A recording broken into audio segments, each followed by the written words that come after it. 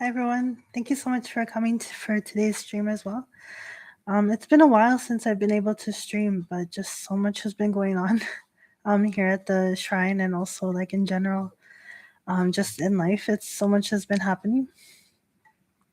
So there's a few things coming up, so I should talk about. I believe I have one more stream coming up, like after this one. I think this is the last, or I'm not sure. Let me check on the list again. Hello, Sophie. Hello. Uh, Hello, Tora-san. Hi, Michael-san. Hi, Seth-san. Welcome so much. Thank you so much for coming today. Let me just really check really quickly because I don't remember now. um, I've just been rushing around so much. Like it's been hard to keep track of everything. So it's like it's just been a mess. And hi, Alex. Welcome. So let's see. Yes. So the next one is gonna be on July 7th. Oh, I don't know why. Okay, anyway, there should be one for the 4th as well. So July 4th, July 7th, and that will be the last stream for a while because then I will be going to Canada for the Konko conference there in Toronto and also seeing family and stuff. So I'll be away for a little bit. But hopefully it's going to be a good and meaningful trip. But so what's going on at the shrine now is like there's a lot happening here with for example, a lot of changes are happening. So, Reverend Masafumi, he will become the head minister here soon, the head priest. So, there's a lot of paperwork to manage that and to deal with those things. And as well, like a lot of other organizational things we have to manage. But there's another thing is that, like, our past head minister, Reverend Kiyoshi Kimoto, right now he's doing all right, but he's not feeling very well.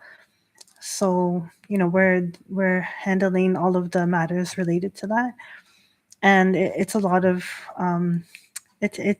We want to make sure that he has the best care and he's taken care of properly.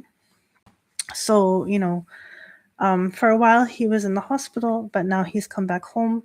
But we'll have to consider his care here at the house while everything's going on. So yeah, we're we're dealing with all of these things right now. So it's a lot going on, but it's okay because we're not doing it alone. We're doing it together with Kami-sama. So today I wanted to kind of talk about that. Like talk about how do we get through these difficult times in life with Kami-sama. Because for example today the care came to the house. Like I don't know how to say it. I'm like mixing up English and Japanese so much, but it's the person who comes to the house to take care of someone, and take care of their needs and other things that are going on, like medical care. So the person responsible for that, it came to the house today. Oh, a caregiver. Yeah, thank you. I'm sorry. I'm like mixing up words today because I just came back from like speaking Japanese all day, and now I'm like, speaking English today on stream. So I'm like, but yeah, it's a caregiver. So yeah, the caregiver came and met us today, and the doctors and nurses and stuff. Thank you. Yes, it was very good. But they were really nice and they were kind, and we got everything set up. It was a little bit hectic at first, but everything's okay now. And I was just like we were. So there was like kind of crazy because we had to bring like back all the bags from the hospital, like all the like things that like the sensei's like belongings and clothes and like food that he had at the hospital. We had so many bags and I had to like unpack them. Oh, sorry. And then we also had to like there was a whole bunch of new medicine and like so many things to like organize and like settle and all that stuff. So it was crazy because all of this was happening, and like earlier today in the mail we got like a bunch of papers from like Konko Kyo, like a bunch of Konko papers, like these are the new events for summer, and this is like the news that's happening and like the other kyokai and stuff. And it was like an interesting juxtaposition because I like on one part of the table there was like the mail from Konko like mail like newsletters and like organ and events and stuff. And then on one side of the one side of the table, there was like all the medicine, all the like caregiver stuff, and all that. So it was like an interesting like visual. Sorry, it was like a visual of like religion, faith, spirituality, and then like medical stuff, stressful stuff, you know, medicine and everything you have to prepare for. And I almost, for a minute, like I almost felt like it's easy to feel like so detached from like religion and spirituality when you're in the middle of something really serious. Like I wasn't thinking about like I wasn't thinking about like events or like things like that in the middle of like trying to get sensei set up in the room that he's gonna stay in. And it was kind of like weird to see like the difference, like the contrast. And what came to me is like, see, for me, like it's different because like a little bit different. I feel because like for me, I'm always thinking of kami-sama. So like even in this moment that everything's happening, I'm thinking of like praying to kami-sama, like kami-sama help me like get everything organized, help give me the strength. And it was on top of all that, it was really really hot. So like imagine all this happening, and it's like very humid, very sticky, very hot, and it's just there's so much going on, right? So I'm like praying to Kami-sama, like Kami-sama, give me strength, give me clarity of mind, give me like, please help me, not give me, but like please help me to like get through this situation, and make sure I understand everything and make sure I can put everything away properly so nothing gets lost, and etc. etc. I'm praying all the time, But I was thinking like, what if I was someone who didn't really, who didn't have a habit of praying to Kami-sama in these moments, and if I was someone like that, like seeing like the contrast between like a religious organization basically and like real life where it's like really heavy, I think it would be easy to feel like this disconnect almost. And I thought that was interesting because it's like it should be that in these most critical moments that you're with Kami-sama in these moments and you have Kami-sama beside you in these moments, and you feel you'd be able to turn to like the whether it's like a Konko shrine or like a other shrine or church or temple or anything, right? You feel like you should be able to go and like seek respite and safety. um but I feel like almost like a lot of people don't make that connection. Like they just think of it like, like church is one thing or shrine is one thing, and then like real life or like heavy things are another thing.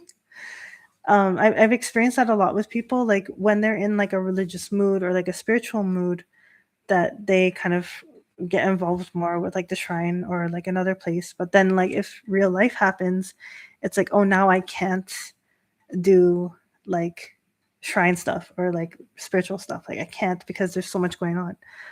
But then but that it should be opposite. Like it should be like the very moment that you are in a crisis or like in a heavy or stressful situation, it should be that like religious and spiritual stuff brings you comfort, and it's not something that's separate from your life, but it's something that's together with it. And I don't even know like how it kind of became so separate in that sense, because like even for me, like it was like easy in that moment to like see them as two different things.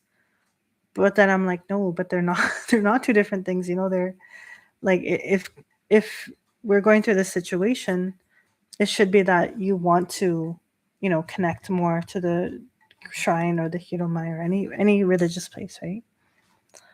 Oh wait, let me read the comments.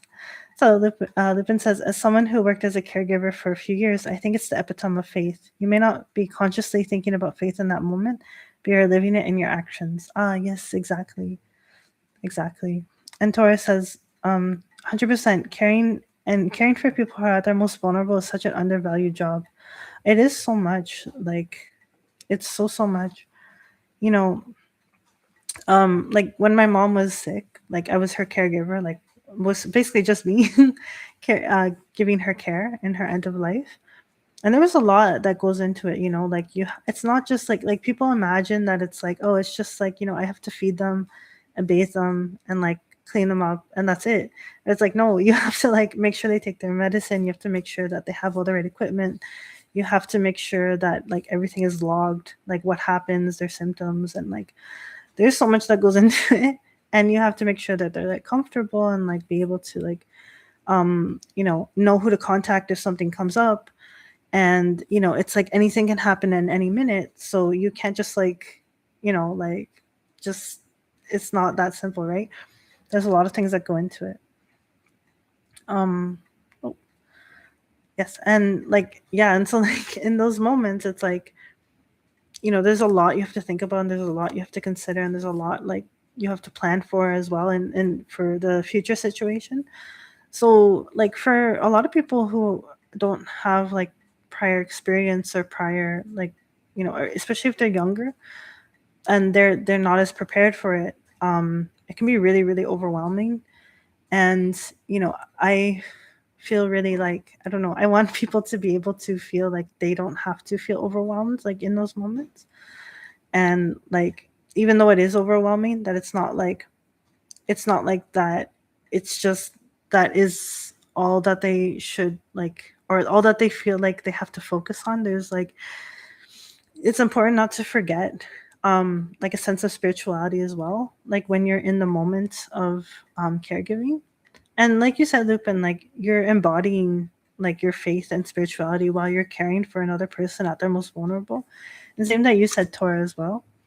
But like I think what I mean to say is like you're not only living your spirituality, or like living like a true spirituality, that you're like giving and caring for another person like almost like selflessly, but also because I think you guys know there's something called like caregiver burnout, where like if things get too overwhelming, like the person kind of like breaks down and feels like a lot of pressure. And like a lot of times some people feel like I could have done this, I could have done that. Like they have regrets and like fears that they're not doing enough, or like it's like they're making mistakes, or they're not doing enough, or there's like regrets that they could have done something else. But I think like considering the caregivers like mental health and their spiritual health and their physical health is also a really important part of the caregiving process. And I feel like not separating um like spiritual and religious beliefs and thought from your what you're gonna like start to live towards, well, as a caregiver. I think it's important not to like think of them as two separate things. So Lupin says, true spirituality is when it permeates all facets of your life, from when you wake up to when you go to sleep. Your spirituality should inform every action you make. It may not always be religious actions, but your values will inform how you do all the things that you need to do each day. Exactly, exactly. And that's why, like, people who are like, they consider themselves atheists, but they really embody like their internal mitama no kami. Like I wouldn't say that to them, but like, like you can see that they're like very connected with their inner self, and they want to be working towards being a better person and a good person. So you can see it in people. It doesn't have to be like they don't have to follow religion or anything, but you can see it come out of someone. But like I think that's the thing too, right? Like a lot of people, again, like I was saying, a lot of people feel regrets or fears or like anxiety around caregiving. And I feel like that's exactly the moment where like spirituality or like religion can help the person, or like even like a connection with kami-sama can help the person really a lot. And I think about that like I hope that people who are like in a caregiving situation, um that they don't feel alone when they're doing it. Like maybe people won't have to go do what I did when I was caregiving by myself. Like I had family that kind of like helped as well, like supportive, but like the day to day, right? Like that was me, like all me, because everyone else had to work. So like I was there in Canada, and I didn't have to like sign into work or anything. So like it was just me caring for my mom. And there's people in those situations as well. Like they have family supporting, but like they have to go to work and they can't stop working, or they won't have a house. Like it's realistic, right? So, but then it can feel hard on like the one person who's caregiving alone. So I feel like in that moment, like like, because in my experience, like when the nurses came and the carers came, well, they helped too, but they weren't there like 24/7. So like when they came like once a week or like every few days, they would always tell me like, oh, like I'm so impressed. Like, how did you keep the house so clean and like everything's so organized and you don't look that tired, and like your mom looks really healthy. And then they were like praising me, and I was like, well, thank you so much. But like it's because I didn't feel like I was doing it alone. Like because I was praying to Kami-sama like through every single moment, and I was asking Kami-sama for help to be a good caregiver to my mom in her final days. So like I don't think I did it like truly by myself, like as in like maybe like physically, as in like who was moving things and who's like giving medicine, etc. Like yeah, it was like through this body, but I feel like I had support from Kami-sama, and Kami-sama was helping me through all of these things. So that's what I mean. Like when you're going through that situation, like it's so important to ask Kami-sama, at least like in my experience, like ask Kami-sama or ask like even any other higher power, or like something, or like some existence that you really really like have faith in and believe in, that it helps a lot to get through the caregiving process, especially when you're alone, because then you're not really alone. Like you have support from Kami-sama. And like what do I mean by that? Because that's so abstract. What I mean by that is like, for example, I don't know how to explain this, but like I had to move like a lot of furniture when I was with my mom, because basically when she like, the way her like illness was is that when she lay down, like her lungs were like full of cancer. So it would like press on her, like she wouldn't be able to breathe basically when she laid down. So she wasn't able to rest. So I had to move like all the couches, like from the living room to like her bedroom, and then back again to the bedroom. So I was like moving these giant couches like throughout the house, and like I had to move the bed at some. I don't know. I was like picking up a bunch of furniture. Um, but like, but like when I had to do those things, I prayed to Kami-sama before I did that, and I asked Kami-sama like, "Can you help me? Like, give me strength to help me move these big furnitures, and give me strength to not get fatigue and exhaustion while I'm caring for my mom." So, I was able to do it by myself, and like just move everything, and like get it all done. And I feel like honestly, like Kami-sama was there to support me. And even when I had like really difficult like mental troubles with it as well, because it goes deeper because my mom like and I in the past, like there was a lot of like really crazy situations, and like that's kind of what led for me to have a lot of like dealing with like flashbacks and trauma and things like that. So there was all that on top of it as well, because it was like the emotional difficulty and like the trauma surrounding my relationship with my mom and all of that stuff. And I didn't have anyone to talk to really. Like I talked to some people, like some friends, but like I couldn't really go deep about what I was experiencing, what I was feeling. And I wasn't seeing, like I didn't have time to see a therapist, and I didn't have time to like really even have like a conversation with anyone, because I was so busy caregiving with my mom.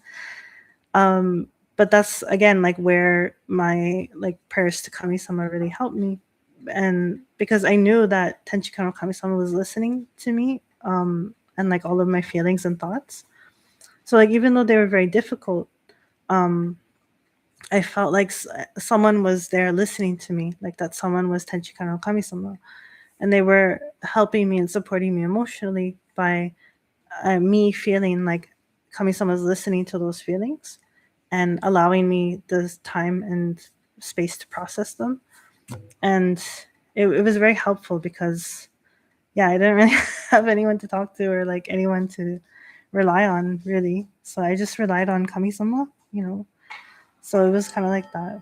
Oh, let me see the comments. So, um, okay, let's see. Where did I miss the comment?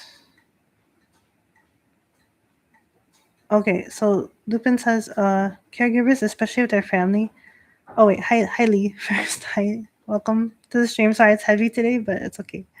Oh my gosh, there's more comments actually. Okay, Lupin says, I actually became a caregiver and got the job because of Konko Faith. Oh, I got the job immediately after coming to Konko Faith, and I would begin each of my shifts with the teaching. Oh, that's really good. And hi Lee again. And Lupin says, caregivers, especially if their family, need a really strong and active support system. That burnout is a serious challenge.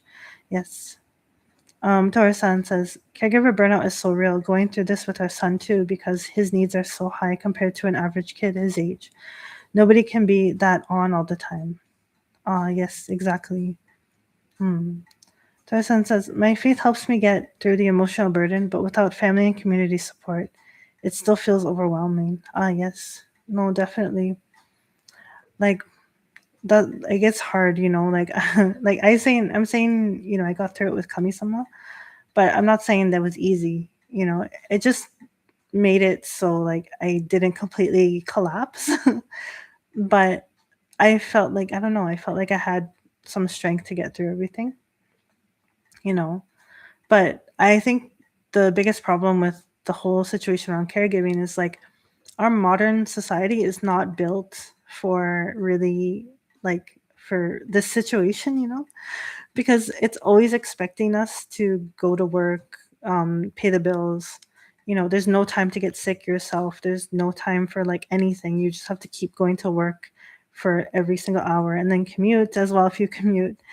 And then it's like if someone needs care, whether that's like an elder or a sick person or a child, it's like where is the time or like the ability to do that? Because everyone has to be working and everyone has to like find a way to survive and like pay the bills and get food on the table.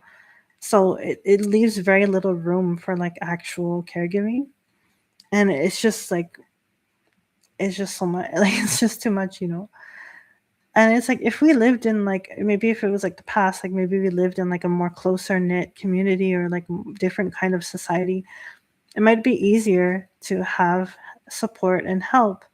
But in the modern times, it's just like it's very like every household has to deal with it. It's not like the neighborhood is helping. It's just literally like your household and then the family connected to that household. But if you need like help on a bigger scale, it's like very disconnected in that sense. And it's like there's like professionals who come and help, but it's like they also have many people to see like differently. Like they have many different patients, right? So they can't like be there 24/7 supporting you. So it's like it's a whole thing, right? So Lupin says, this is why caregiver support groups are so helpful for families dealing with terminal/chronic illness. It helps to know that we're not alone in this work, and sometimes we just need to talk it out. Oh, yes, yes. I wish I had that, but I just couldn't. Like, I had no time to even go to like a support group or even online. Like, it was just 24/7 care because like my mom couldn't breathe basically. So like, you know, she had like the oxygen machine. Like, you know, when she was calm, like it was okay, but like she like if she had tried to stand up or something, like she would be out of breath already. And like yeah, like even just moving a bit like this, like she would be out of breath because there was like no space in her lungs. So it was like, you know, it was tough. Like I didn't want to like keep my eyes off her because like I didn't know what was gonna happen, right? If like something happened, right? So it was like that. Yeah, but it was okay. Like I don't know. I feel like with Kami-sama, it was really really helpful. You know, like Kami-sama helped me so much. Like, you know, just through so much support, like physical support, mental support, emotional support. So I felt like I was able to get through it with Kami-sama. Um, Lupin says, speaking of caregiving, I have to go watch my kid now. I wish I could stick around because this is a really important topic by everyone. Oh, bye, Lupin. Thank you for coming. Yes, I hope your son is okay too. Tarzan says, the trick is to find a support group that you can actually attend if you don't have anyone else to take a shift with your person for you. Exactly, Tor. Like, that's what I mean. Like, I had no, like, it was, like, impossible. Like, I had to just be there, like, all the time because it was, like, it would have been just too much. So, um, yes, Tor says, give him a snuggle for me. It's so cute. Sophie says, you did amazing back then. Oh, thank you, Sophie. Thank you. Yes. Yeah, Sophie and I were friends back then. So like during that time, and like I think I text you about it sometimes, like how things were. But yeah, it was tough. But I don't want to sound like one of those people who are like, well, like I just prayed to God and like everything was perfect. I don't want to sound like that person, but like I genuinely mean like I felt supported. Um, you know. Oh yes, Sophie says you did. I remember most of it. I'm glad. Yes.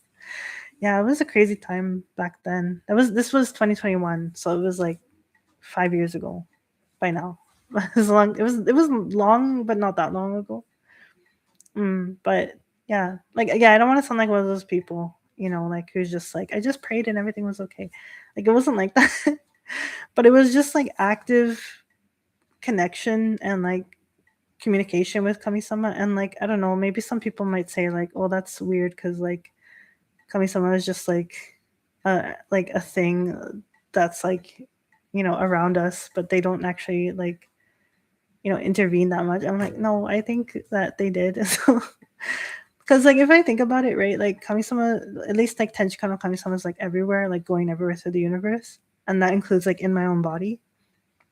So I'm just like Kami-sama, like if you can like do some kind of like biological function to like make me have more strength, or like let me get better rest, or I don't know how the body works, but you do. So like like if whatever you can work with, like that would be great. It would be really helpful. And then yeah, like just knowing that if I was like venting, like if I was just thinking about something that was bothering me or like processing trauma, just knowing that like Tenchikano Kami-sama would be like listening to those prayers, through having a relationship over a long time, it was like I felt like supported and like I knew that I was being listened to. So that really helped as well. And like it's not like I was getting like a like response or something even, but just like the feeling that you like someone is understanding you and like someone is hearing what you're saying, like that's kind of like what I felt. And it was really like healing for me because it was like I don't feel as alone. I don't feel like I'm away from everyone or like isolated. Like I feel I'm getting support and like in this moment in this place. So yeah. And I still remember like the one night like there was a thunderstorm. And this was crazy. Like it was like I think it was like a week before my mom passed away, and there was like a huge thunderstorm, and like the lightning just knocked out all the power for like 7 hours or something. And this was bad because my mom was on the electric oxygen machine. Like it was the machine that you plug in the wall and then it brings oxygen like continuously. It was very convenient. It was very good. But now it wasn't working because of the lightning storm. Like I literally saw the lightning like in the window. It was like, and it was like flash and like bursted a, what are those called? Power boxes, like the power lines. It was dramatic. I don't know. I'm laughing because it was so dramatic. And then all the power went out, and I was panicking, and I was gonna cry. And I tried to text my sister, but the data wasn't working. Like everything was going horrible, and I thought my mom was gonna die because of like the oxygen was gonna get cut off. And I was like, I was freaking out.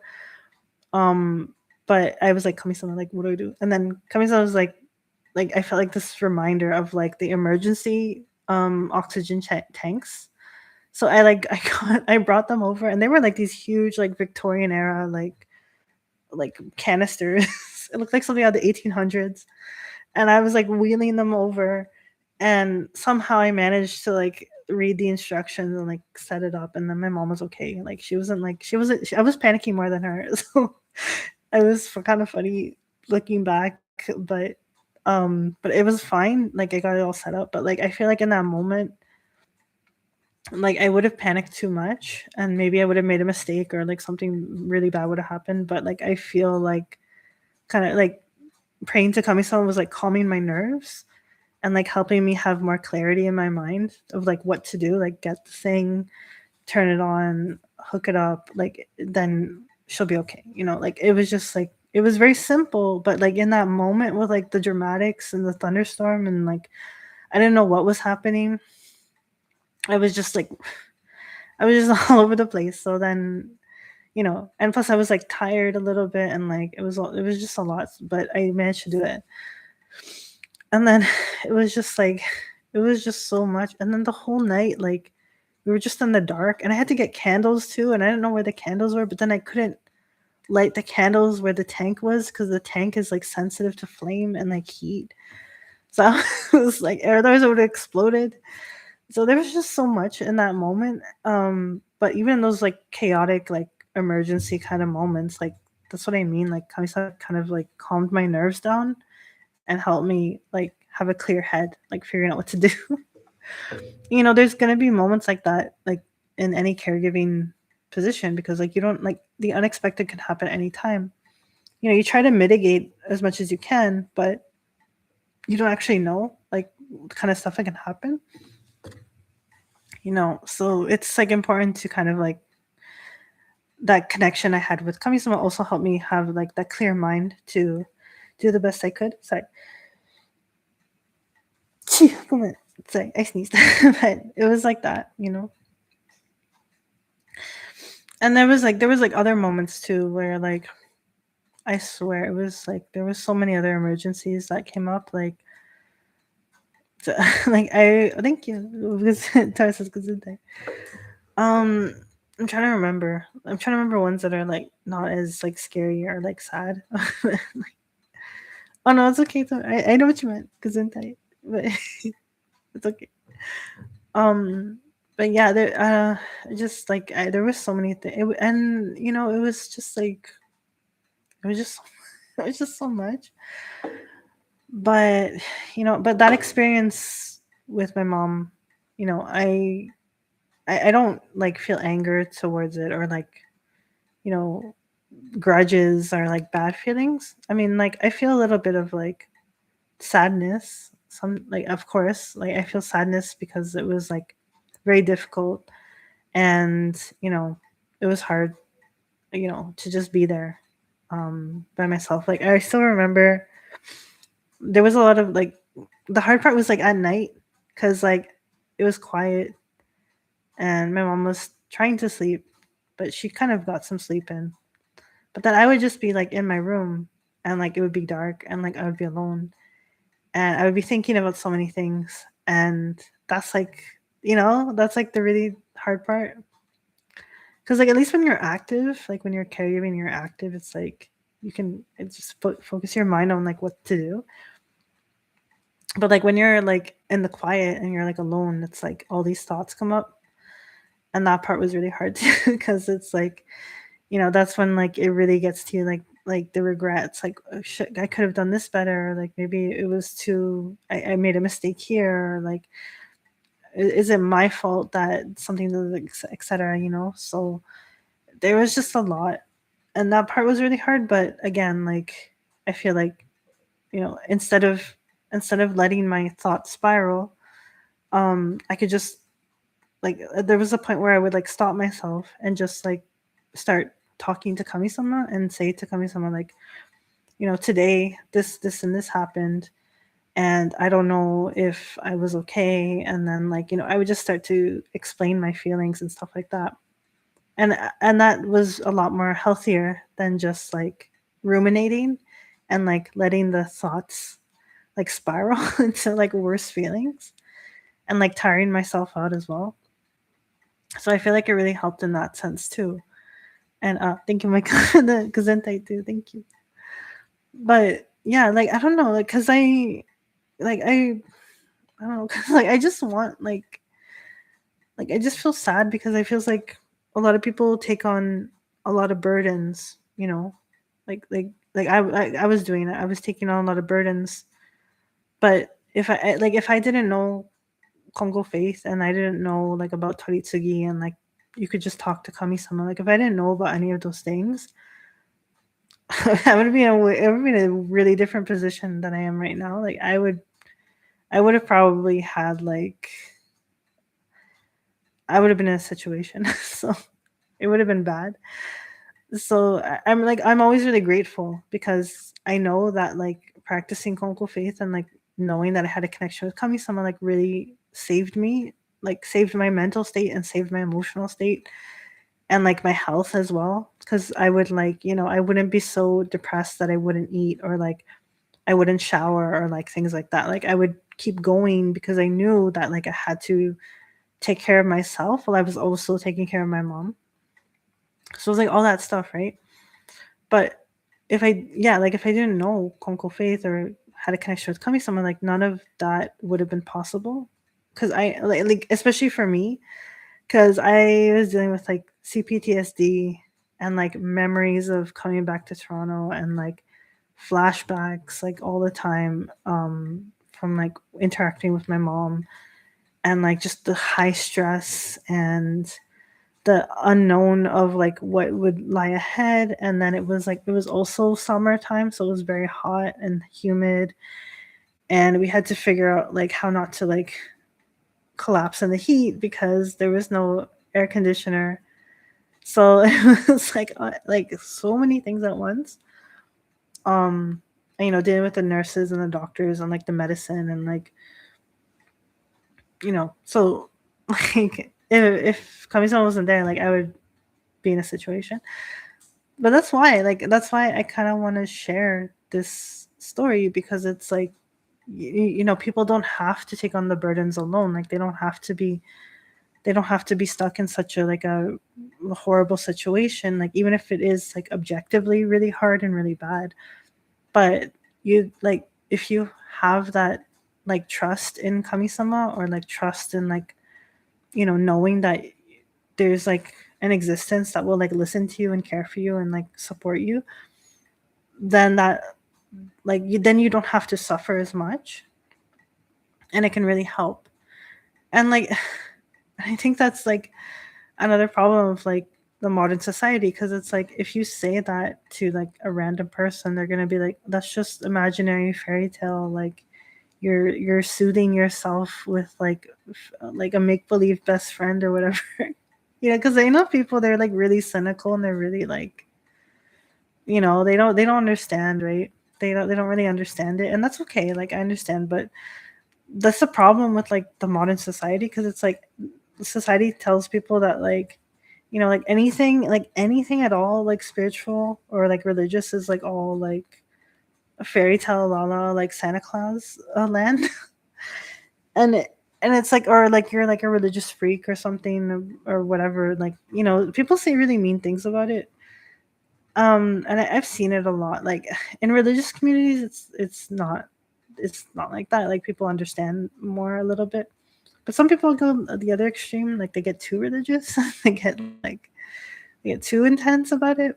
They're like, I'm not going to take medicine because like God will heal me or something. That's too much. But then there's a lot of majority of people on the other side where they're like, there's no God, there's no anything, and it's like escapism, fairy tale, Santa Claus. You're just it's just psychological, blah blah blah. And I'm like, okay, I get where you're coming from as well, but like, don't you see how like that's also harmful, because you're shutting yourself off from like everything else in the world, and you're only focusing on like the human side and like the physical side, when there's like so much more to the world, like even scientifically speaking, because there's a lot of things in the world that like are beyond humans' power and beyond humans' capabilities. Like even if it's not like specifically like a deity or something, it's like there is like forces beyond humanity that are not only like making the whole world function, but it's also making our bodies function. So There's a lot. It goes really deep, but my thing is like I just don't want people to suffer. Like so it makes me sad because I see a lot of people who are like, they are in situations like I was in, but they come out of it worse for wear because they didn't have that kind of like spiritual support, and that makes me really sad. And I'm not saying they have to be like konkokyo or they have to like pray to kami-sama. Like I hope that they would know it, because it's like free to do toritsugi, and like it's free to come to the hiromai. Like there's no obligation for them. They can just do toritsugi here and get like someone to listen to them and like pray to kami-sama, and it's okay. But like if they don't know konko, or they don't want to be konko or something like that, the thing I just hope for is that they can know that there's like, universe or like God or like another deity or something that will like pass along their prayers and pass along their feelings, to kami-sama. I feel like to tenchikana kami-sama, and then they can be supported. So I just hope for that, because I don't like to see people suffering. Like it makes me really sad. So I just wish we could like kind of move into like the middle, like not just be like everything is dumb, and not just be super extreme like God heals me, blah blah blah, but at least like in the middle, um just like somewhere in the middle where like you understand that there's like something beyond humanity and something beyond human power, and you can rely on it, and you can you know like talk to this power and stuff like that, while also living in this world, and taking medicine, getting rest, um doing proper caregiving, to balance everything out. So I don't know, that's kind of what I was thinking about, because I just like I feel like that's the best way to go about things. And I know people don't like my style, because I'm always like people think of like religious and spiritual stuff and kamisama stuff like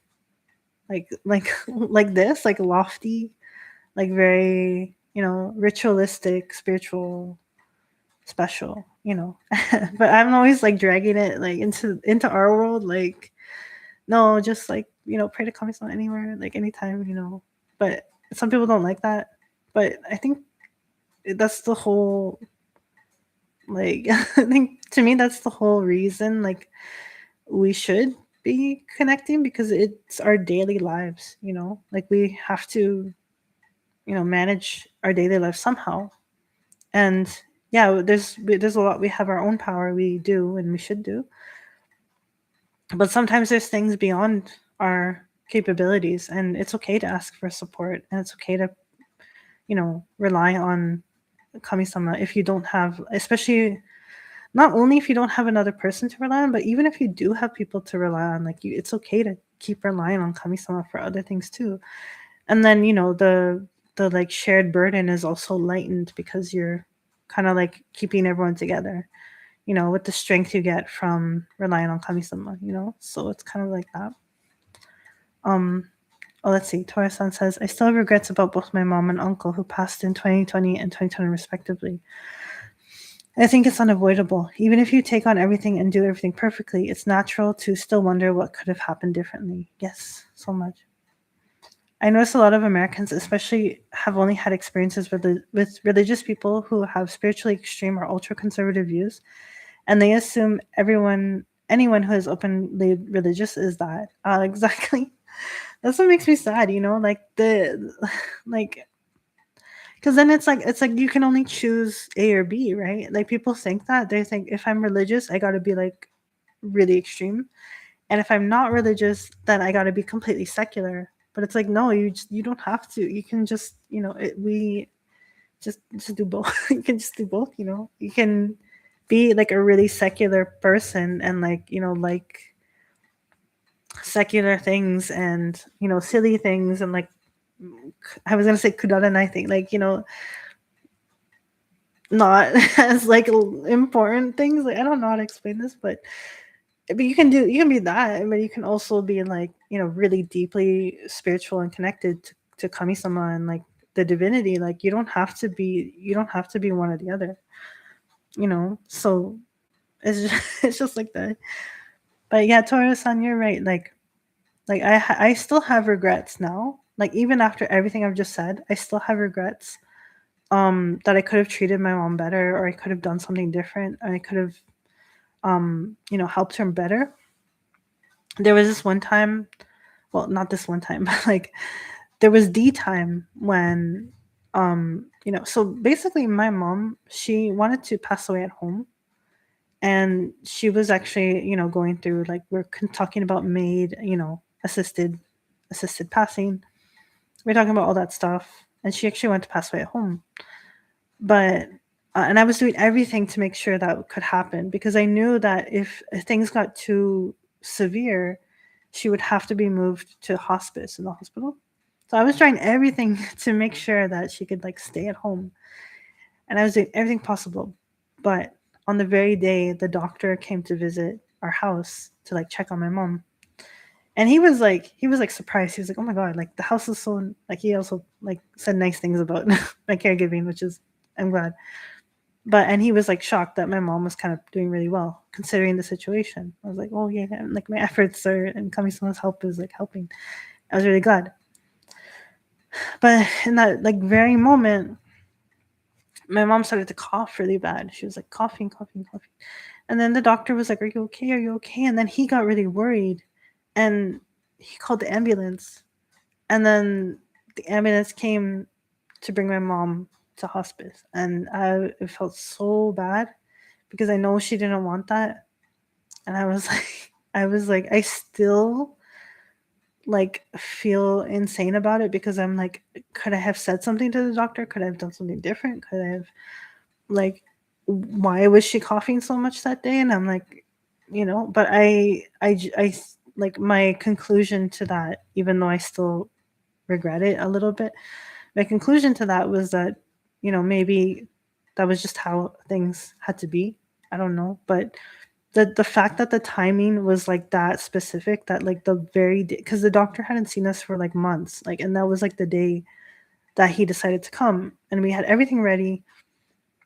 And my mom, she even said in the morning, she's like, "I feel great. Like, I feel really good. Like, I think today I'll be, like, I'll get, like, a good approval to keep, staying here at the house." But then no, but I think it was like, I think it had to be like that, because it was only like, I think it was only like a week, or like a 5 days from that point to when she passed away. And she did need, like, a lot more care in that, like, next phase, because there was a lot more pain and there was a lot more difficulty. And I think she needed to get that really, like, specific care at the hospice that I wasn't able to provide. So I felt like, maybe that was just, like, how things had to be. But even if that's true, I still feel like maybe I could have done something different. But I just try to have to let it go, because it's past, it's done. My mom's like, "Mitama no kami-sama," now. She's okay. Like, but I even still have dreams about it. Like, I have a dream sometime where I'm, like, dreaming of, like, caregiving her, and she's, like, going through something stressful, and I'll start to have stress, and then I'll wake up and I'm like, "Wait, my mom passed away." Like, oh, it was been like 5 years now, but I still get those dreams, But, like, I just remind myself, like, she's mitama no kami-sama. She's okay. Like, that also gives me comfort, like, having that knowledge from Konko Faith, like, also gives me a lot of comfort. And like I'm not just comfort as in, like, the concept of it, but like actually, like, wait, like, actually feeling like the mitama no kami-sama altar. Like, I feel like, my mom, like, when I pray there, I feel like she's there, and she's okay. So, that also really helps a lot with everything, all the feelings. But yeah, it's just the regrets and, like, wondering. I'll probably be like 80 years old, knock on wood, if I can be that old, and, like, still think about it. But it's part of it. And yeah, Tori-san, like, what you're saying, like, I just wish, like, I wish people knew that they didn't have to. Again, like, I didn't have to choose between one extreme or the other. They can be, like, a normal person, quote unquote, and still be, like, deeply spiritual and, like, connected to the divine. They don't have to change their personality to be connected, if that makes sense. Um, let's see. Sorry. Michael-san says, most of the people in my bubble of mostly college-educated people are like that, seeing the world in a scientific way, but admitting there might be something more to it. Oh, that's good. That's good. Especially you're in Europe. I'm not gonna be because it's public stream, but like I feel like there's a lot more balance with that as well in Europe compared to like North America. Like especially in Canada, it's a little bit like it can be extreme. So again, my experience with a lot of like European friends and like having been to Europe a few times, like it feels like there's a lot more balance with it, which is really good. Um, but then again, you always have like extremists and like completely atheist people as well. And I feel like completely atheist people, as in like completely secular people, not to say that they don't have spirituality or they don't feel something like important in the world, but like what I mean by that is like they're not like particularly connected to like any tradition or something like that, or they just see the world like very secular, like there's nothing like really, for example, like there would be no like soul or like mitama no kami-sama, so there's kind of that aspect as well. Tara-san says, I think most people are sort of in the middle, but maybe feel uncomfortable talking about it because of their preconceptions about religion versus spirituality. Yeah, like for example, like it's not like I'm saying I know only extremists or only atheist people, but like a lot of times if I say religion, people only think of Christianity, Judaism, or Islam. Like they only think of those three. And I'm like, or some people even think like if I say religion, they only think of like Christianity. And I'm like, no, like there's so many other religions. And then if I say like spirituality, they think like, oh, it's like new age woo woo stuff. And I'm like, no, it's not that either. For example, like even my own family, like we were raised like they were raised Catholic. And they had like some beliefs. Like I remember like a lot of my cousins and like extended relatives, they have a lot of connection with like the saints and stuff, like Saint Francis of Assisi and like, you know, there's like Virgin Mary and like the saints and all that. So they have like a spirituality, I guess you could say, or like a faith in that aspect. But like they wouldn't like, they wouldn't say that they're like actually like devout or like religious or like deeply connected. And I think that's even like here in Japan, like you say like no one will say that they're like religious or like really faithful, but they will go to shrines and temples and stuff. So I think that's just like kind of like a default of humanity. But like the thing is, like what I'm trying to say is like it's kind of like people kind of stay in that like sort of, how do I explain this, like sleeping, I guess, like they're kind of dreaming, they're like dreaming a bit. I don't know if I would call it dreaming because that's kind of like a special word, but it feels like they're kind of sleepy, where they like casually like believe in something, like they casually like yeah, I believe in the saints and I believe in like the kami-sama or like something like that, or they think about something deeper, like there's something that there's beyond them.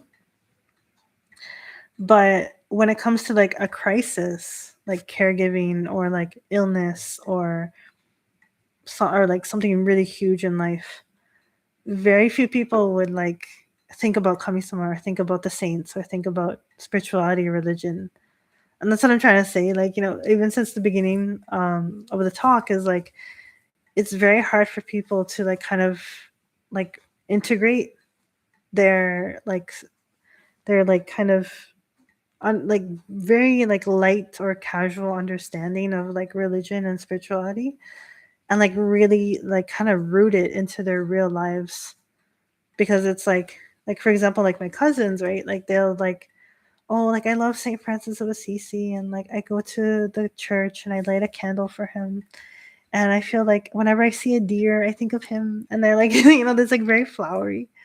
But like if something real happens, there's no mention of Saint Francis of Assisi. There's no mention of anything religious. because it's just not on their mind, you know. It's like two separate like categories, right?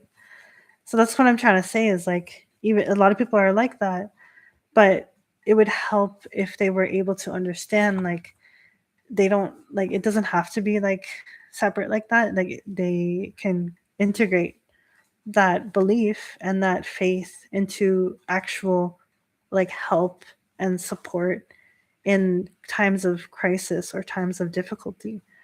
So that's kind of like, and then doing that, it does not make you an extremist or like a weird person. It actually can help you a lot, getting through difficult times. That's like what I wanted to, you know, that's what I hope for people to be able to do, you know. So it's like it's kind of like that, right? Like there's like people think that like from because of exposure to the internet or exposure to like the two extreme examples that they think like, you know, if I'm faithful or if I'm religious, I'm going to be like those people, and you know, or otherwise I'm just going to be like, you know, completely secularized. But it's like you don't is or and you know, and the secularized version of spirituality is like, yes, like you do some rituals or you like you believe some things lightly, but again, like it's not really integrated into your actual whole life. You know, it's a facet, it's a part of that life, but it's not like integrated deeply. So that's kind of where it gets difficult, you know.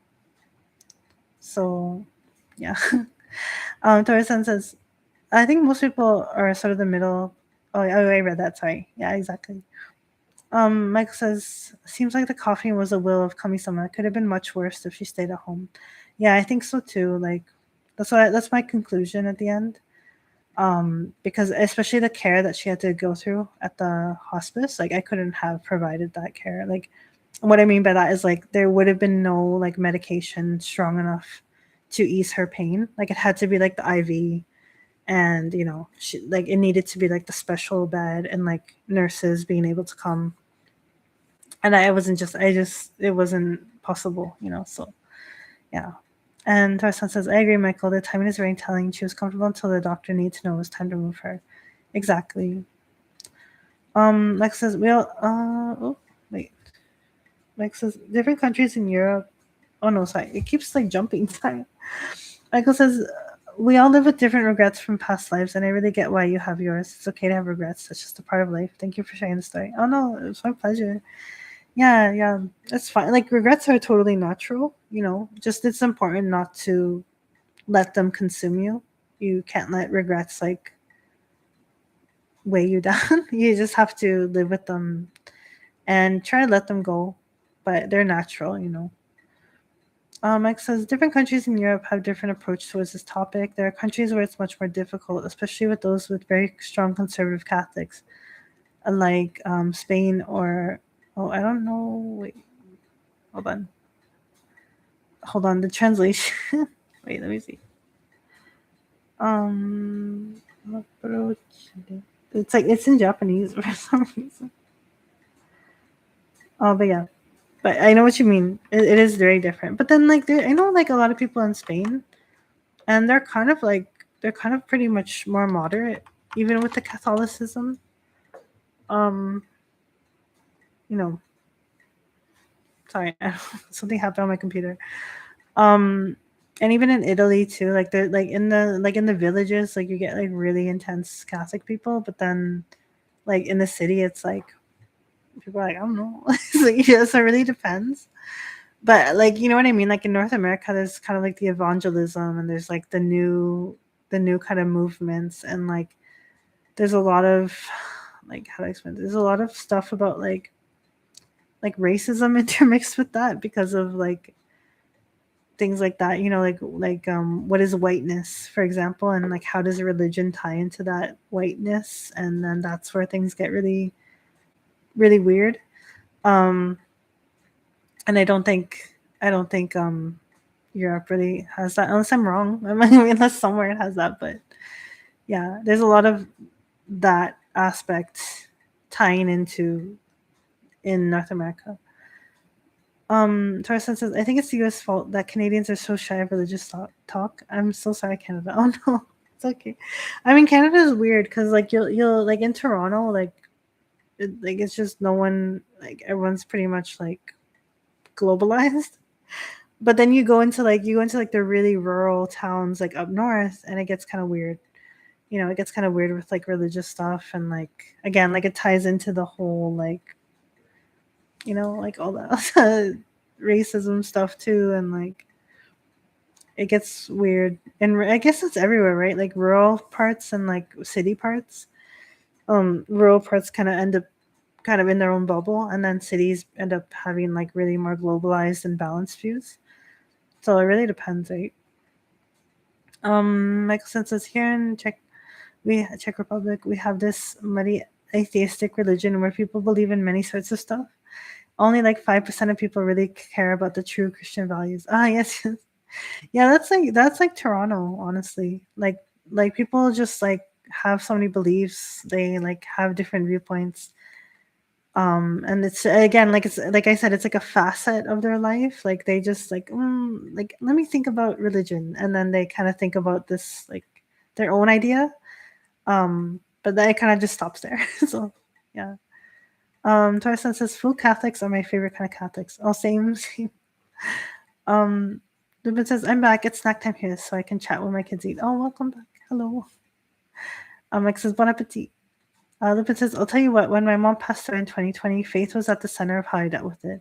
Some family members used substances to numb themselves, but all I wanted to do was pray. Oh, see, I'm so glad it was the same for you, Lupin, because, like, that's what I mean, right? Like, people can get really lost in, like, really unhealthy stuff if they don't have that kind of support or, like, that balance. I don't know how to explain it, but yeah, I've seen that a lot. And it makes me sad to hear, but yeah. Yeah. If you pray to your mom's mitama no kami, it helps a lot too. This will help me too, because I remember now that you mentioned that, I remember like after my mom passed away too, like that was also really helpful for me to process everything. To know that she was like mitama no kami-sama now, and like she didn't have to deal with the burden of her body. Like she would be able to do whatever she wanted. And I remember one night, I was looking through like, okay, so it was kind of crazy because my mom was living in an apartment. It was a big, big, huge apartment. I used to live there too. There was like 3 bedrooms. Me and my sister and my mom, we all lived there in the apartment.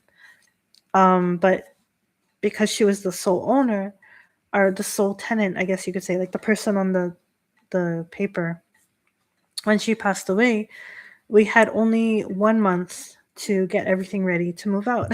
So that was also a situation that we had to deal with on top of everything else, like me and my sister and everything. So we had like 1 month to move out. And so we were like hustling to get everything packed up, get everything ready, sell off old furniture and stuff like that, figure out what to keep, figure out what to sell, etc. Anyways, I was looking through the photo albums because I was like, oh, like this is so nostalgic. Like we should keep these and, like put them in storage somewhere. And I was getting like emotional because like the photo album had like all these pictures of like my childhood and like old memories and like pictures of my mom, pictures of my grandmother, because my grandmother had passed away like 8 months before this. So not only were we dealing with the grief of my grandmother passing away, and she passed away December 2020. So now it's like September 2021. And like, it's like the grief from her passing on top of all what was happening with my mom. And then now my mom passed away. And now it's like the grief of her passing. So it was all that, right? And so in the album, I was flipping through and I see like my grandmother and my mom, like old memories, and I was like, oh, that was so sad. It was like a lot of emotions. And then suddenly, like I heard this like, whoosh, like this huge like slamming sound. And I was like, wow.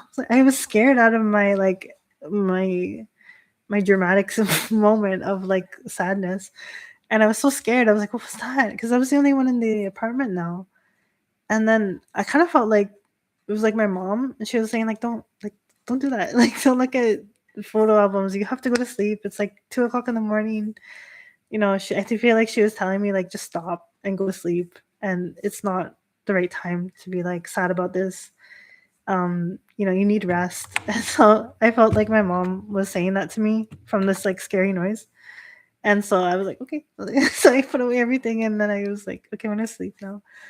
So it's kind of funny thinking about it, but I feel like that was her like Mitama no Kami-sama as well, like helping me through that hard time as well. Like just like having to pack up everything and like go through all the memories, and like like that's really hard, especially because like when you're grieving, you don't want to touch anything and you don't want to move anything. But we had to because the apartment people were like, you gotta move out. I'm like, okay. So that was tough, but again, like Kami-sama, and I feel like my mom's Mitama no Kami like really helped in that moment, in those times. And that was one funny moment. But there was other times too, like I would be sleeping and I would hear like she used to wear like these slippers, and they would go when she was walking on the floor. And it would be like 2 o'clock in the morning, 3 o'clock in the morning. And I'd hear her walking with the slippers, and I was like, oh my god. But I wasn't scared because it was so like, it's not like a ghost you don't know. You know what I mean? Like it's not like a random ghost. It's like your mom. So like it's not scary, but it was also a little bit intimidating. Like it was like, whoa.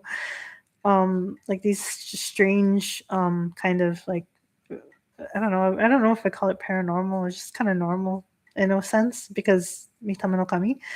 Um, but it helped to kind of comfort me as well, like to know that she was like fine, and like she was here with me, like still in the house, like helping me, get through the big move and like all this stuff. So it was really like healing in that sense. And then, like once we got moved out and like everything was settled, um, like everything was settled down, we just like I didn't really have any experiences or dreams like that. Like it was just like, okay, you're good. Like I'm gonna go to Mitama World. I was like, okay. Like same with my sister. Like I think like after the month, like after she passed away from a month, things like just really quieted down and calmed down. And um I don't really I don't really have dreams about her. Like I don't know. Like I have dreams about her, but it's like psychological, I can tell. But like I don't think, like I think because I just prayed to her at the Mitama altar, and like I feel her there, so it's like she doesn't have to like visit me in a dream because I'm like literally just praying at the altar, So yeah. Lupin says, I think I've read teachings that state that Mitama no Kami don't interact with the world, but I'm not sure about that. Oh, well, I don't know because I don't think I read a teaching like that. I mean, there was a teaching that like the Mitama no Kami-sama don't go like anywhere. They just stay in the world. Like they just exist here. They don't go to heaven or hell or anything like that. But if there is a teaching like that, I don't know, because at least in my experience, like not just with my mom, but like even here at the Kyokai, like there's always Mitama no Kami-sama experience. Like especially around the time someone passed away, there's like always something, to the point like I'm so used to it now, that it's not even like registering as like strange to me because it's just so common. And even at like Hombu Hiromai, like when I was doing gakuin training, I remember I had this experience where I saw these like I saw like felt that there was like two Mitama no Kami-samas. And I kind of like I had like this image of them in my head, and I told my like he was kind of like my teacher, but he was like a minister version of like a teacher's assistant. So like he was kind of like my guide or my mentor for gakuin, and I would have to like write a diary and like show him my diary and like tell him about my experiences. And I told him once about this thing I felt at the Mitama altar in Hombu Hiromai. I saw these like I felt these like two Mitama no Kami-samas, and I kind of described the like after the feeling, the kind of like image I got in my head. And then he was like very moved because I seemed to have felt like his grandparents, and it was really intense. And I was like, I had no idea. But he wasn't even shocked. He was like, "Oh yeah, that's just my like grandparents." But like nobody was shocked because it's just so common in Konko, like that, like Mitama no Kami-sama are just like at the Mitama altar, or they just like appear suddenly. And I was like scared, like I was scared and shocked and like confused because I'm not used to it right at that time. But my mentor, he had been a minister for like already so long, and he was like, "Yeah, that just happens." Like, I'm like, okay. But now I understand what he means because, like, now here at the altar, like, there's always something that happens, and it's like so common that you can't even feel like you can't feel surprised because it's just so normal. Um, and what I mean by that is like, like sometimes even when people are here, they'll have like some kind of experience and they're so shocked, and then we're just like, no, that's normal, like it's not like poltergeist stuff, like lights flickering on and off or something. For example, oh my god, sorry. For example, there was this one story recently where it was the day of Ichinensai, like a day of the 1 year memorial service. It was a private ceremony, and it was raining. It was raining really hard, and it was storming, and like I was like, oh my god. But the person who asked for the ceremony, she came, and we were all settled in. And suddenly, like one of our regular members just like comes in the Hiromai. He opens the door, and he's like yelling. He's like yelling, and he's saying like, my wife, born on this day, and she has back pain, and she's like, and he's like praying. He's saying his like toritsugi like really loud because like we couldn't come to the shrine like right away, so I think he just like wanted to open the thing and he was like saying it, but because he did it like that, the person who came for the ceremony heard it, and then she heard it and she was shocked because her birthday was on the same day as his wife, and she was also having back problems. So it was as if like she was hearing her husband pray about her. Oh, and they had the same name too. They had the same name.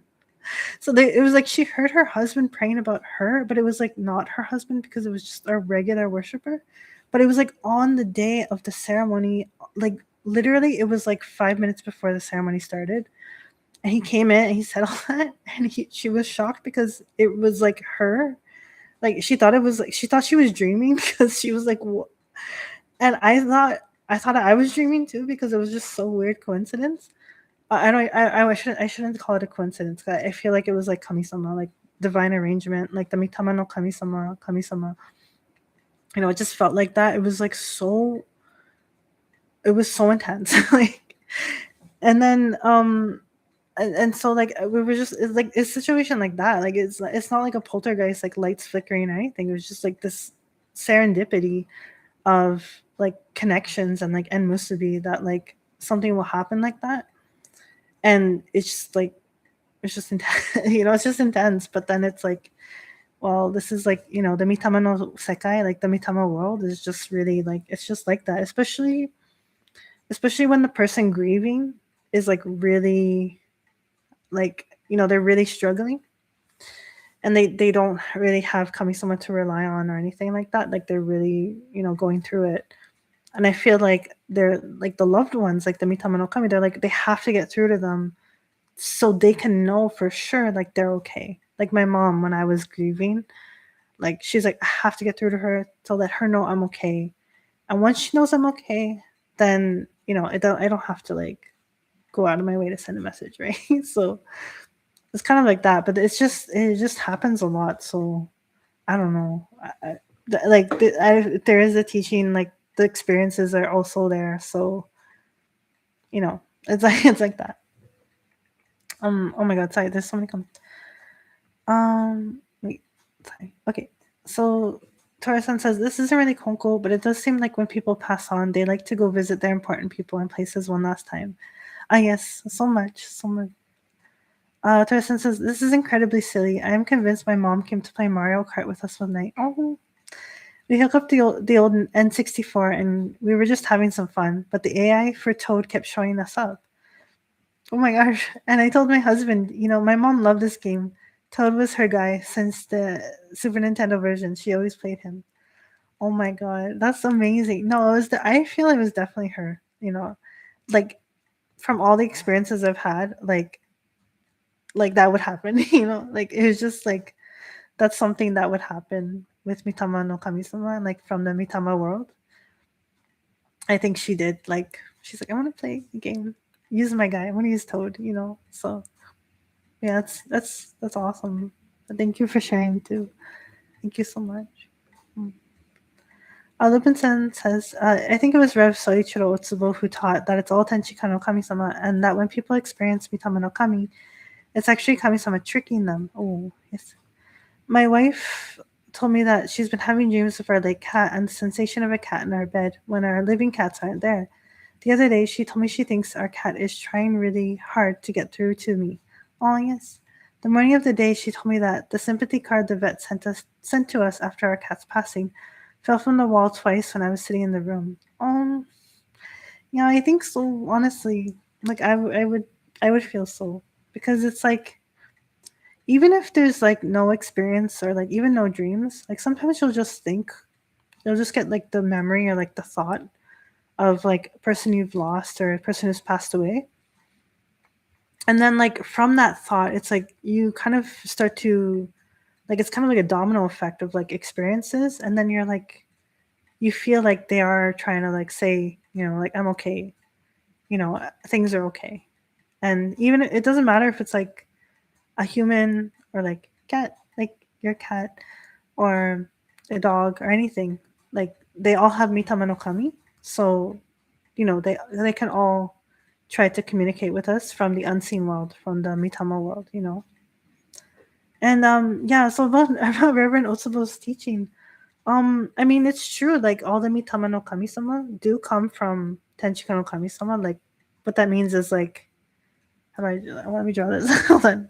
Like at least my understanding personally, like you don't have to believe this, but like my understanding from reading the Konko Faith and like literature and stuff and like understanding, so like if Tenchika no Kami-sama is like everything, right? Then like all the mitamas kind of like come forth from Kami-sama. This looks really weird as a diagram, but you'll have to bear with me. But like, just like oh, this looks weird. I don't know. So like if Kami-sama is the big circle, and then like all the little mitamas like come out of the circle, but not like out, like still inside the circle. Like so it's like a cell dividing in itself or something. It's kind of like that to me. Um so yeah, like we're all coming from the big hole and we're all still in the big hole. But I don't know, in my experience, like I feel like there's still like the individual like mitama sama. That's like Kami-sama's like again, like in this diagram, like there's no separation. Like if you couldn't see inside of the circle, it would just look like the circle. Um like there's just no separation between like like no like real difference, right? But there's still like individual little circles, like individual little mitama no kami-sama. And like I kind of see other deities like that too. Like they're their own deities, but like they're in the kami-sama big thing. So that's my understanding. I don't know. No one else has to agree with me, but I don't know. Like like it's hard to say like the real like workings of the unseen world, like because we're still in the seen world. So it's possible that like maybe even like if, for example, if you pass away and you become a mitama no kami, you're like, you know what, I actually don't want to be a mitama no kami. I just want to go back to kami-sama or something. That could happen. Maybe like maybe someone just like, I don't want to be a mitama no kami-sama. I want to just dissipate back into the universe. And so kami-sama's like, okay, but then the person is still grieving. So then maybe kami-sama can like represent the person that they loved to send them a message. It's possible. um yeah, I just keep an open mind. Like I'm not saying like Otsubo Sensei's teaching is wrong. I just think that there can be many different circumstances. And I don't know, at least in my experience, like I feel personally like, yeah, the Mitama no Kami-sama are still like in and part of Tenchika no Kami-sama, but they do feel still like individual people, at least in my experience. And maybe it is just Kami-sama, I don't know. But at least to me, it feels like they are, to me, it feels like there's a difference between Mitama no Kami-sama and Kami-sama. And maybe like a difference as in like, because the Mitama no Kami-sama feel like the person as they were when they were alive. And then they change over time too. Because like, I don't think my mom who passed away is the same as my mom who I feel when I pray at the Mitama no Kami-sama altar. So I feel like, I don't know, she's like living her life in the unseen world. And like, how you grow in life and you change. I feel like that happens in the unseen world because I don't know, it feels different. But again, that's just like my personal experience. And like everyone's going to have different experiences. So I don't actually know, but I'll share my experience and then you guys can make your own judgments on that. So yeah, but it's interesting, right? Like I just there's these things that I can't explain. Let's see. So Tora says, maybe these things are just a trick of Kami-sama or the mind or whatever. But there's so much comfort in feeling so strongly for a moment, like, okay, they're still here in this way. Yes, exactly. Tora-san says, I'm determined to believe in ghosts, especially pet ghosts. I'm sure if they had a choice, they would stay with us. Oh, definitely. They do so much. Like we've even had like those like the wife story. Like we've had those stories with like pet Mitama-sama too, especially like really close like lifelong bonds. Because we can have different bonds with people and we have different bonds with our pets or animals as well, and especially in those like really close pet and like person relationship, like it's so strong. Lupin says, I definitely feel like individuality is not completely erased upon returning to Kami-sama. If it was, then why would we offer prayers to the Mitama no Kami? Yes, exactly. Exactly. I feel so too. And like there wouldn't be a reason for like two separate altars and like two separate prayers and like two separate offerings. Because then they would just all be together with Tenchika no Kami-sama. And like technically, again, like yeah, they are. Like we're all in the circle, but like the individuality is important, right? So that's why I feel like the two altars are like respecting that individuality of each like individual consciousness, right? Because like I have a consciousness of my own, right? Like we're not like mind linked, like you know what I mean, like Lupin doesn't know what like Tora's thinking, and like Tora doesn't know what I'm thinking, and like I don't know what Tora is thinking. Like we're all our own consciousnesses. So, but like we're all like connected as well from the same in the same world. So it's kind of like that. I remember once I explained the concept of Tenchika no Kami-sama to someone, and they were like, they thought it was like Evangelion, when like everyone's just the same person or like the same existence with like different faces. And I'm like, no, no, I don't mean that. I don't mean it's like a hive mind. Like I'm trying to say that there's like everyone is like individual conscious person, however you want to say it, but it's like but we're still like connected. So it's kind of like that.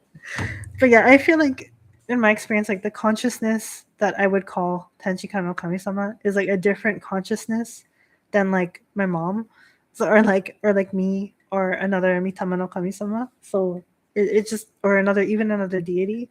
So it feels like that to me personally. But I do know some people do have that more like viewpoint where all of consciousness is like the same, and then it's just kind of like expressing itself a different way. Um, but again, like we don't know the unseen world, so yeah, it's hard to say. Oh yes, okay. Thank you, Lupin, for coming. Hopefully the nap time goes well. No fuss or anything. So, thank you so much for today. But yeah, it's just like I don't know. I don't think we can say definitively, like, right, like until someone like unless we can go to the unseen world and then come back, like as in like phase in and out because it's all the same place. Um, yeah, we don't actually know. So yeah. Toy senses it reminds me of one Hindu concept that every consciousness is God having a unique experience. Ah, yes, yes, that's a good concept too. I mean, it's kind of like Konko, you know, because like nothing. Okay, if you think about it, right, like nothing exists outside of the universal whole, right? So like like every kind of like personality trait or like archetype or like you know like all of it kind of comes from Tenchika no Kami-sama, which is interesting to think about. So like like every kind of interesting personality type might come from Kami-sama. So it's kind of like we are like embodying that unique experience. But I think it's less of like I'm not my own conscious being or like I'm not my own individual. But it's kind of more like I don't know. It's like a parent and a child, right? Because it's like I have like my parents like genetics and a little bit of their personality, but I'm not like their clone or something, you know what I mean? I'm still my own individual. So it feels kind of like that. Like I might have traits and like we have like genetics and like we come from Kami-sama, like a parent, but we're still like our own individual person. And I also think that's how it is because of it's kind of dark, but it's because of how corrupt people can become. And I really feel like the deep corruption that can happen is not from Kami-sama, if that makes sense. Like it feels like something went wrong. The way I think I've said this metaphor before, but a metaphor I like to use is like, you know, we're all like we're kind of like cells. Where like there's every individual cell, but then all those cells like make up a whole like body, right? But then if something goes wrong inside that cell, like there's some kind of corruption or error, it becomes like a cancer cell, right? And then the cancer cell kind of goes out of control and causes harm to the whole thing, right?